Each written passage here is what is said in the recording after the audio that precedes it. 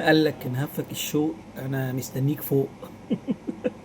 اديني طلعت لك يا حبيبي. الاهلي كسب كهربة اسماعيليه، ما بناخدش منهم غير طولة اللسان والسفسطه. يعني من 3 اسابيع الاهلي كان في المركز ال 16، وخد بقى تنظير بقى.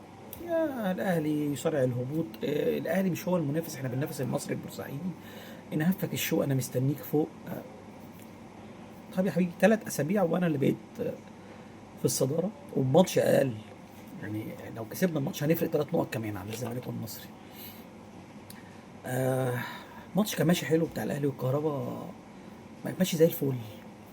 1-0 2-0 3-0، الى ان نزل الكابتن بيكهام، وقبليه كمان الكابتن قفشه، ومحمد هاني هجوميا حلو بيعمل عرضيات، لكن دفاعيا مرار طافح. الملعب ما يستحملش الثلاثه دول. يعني انا ما يستحملش بيكهام اللي جابه لنا الكابتن محمد يوسف، وما يستحملش قفشه اللي هو من ساعه القضيه ممكن ما تفهمش ايه فيروس ولا ايه اللي حصل له الصراحه. ومحمد هاني دفاعيا اي حد بيعدي ويرفع بيتخش جول. زيزو اللي قال لك احنا مشيناه وجبنا اخوان الفينا. زيزو 6 مساهمات في 7 ماتشات. بن شرقي الجميل جاب جولين ما اتحسبوش، وعمل رائعه من روائعه. جون حلو قليل قوي لما حد بيجيب الجون ده.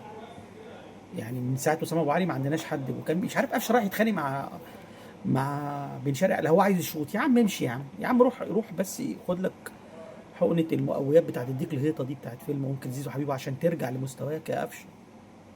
احنا يعني بالرمضان خرج حسينا بفرق. مبروك الصداره، ونهفك الشقه دي نطلع لك فوق.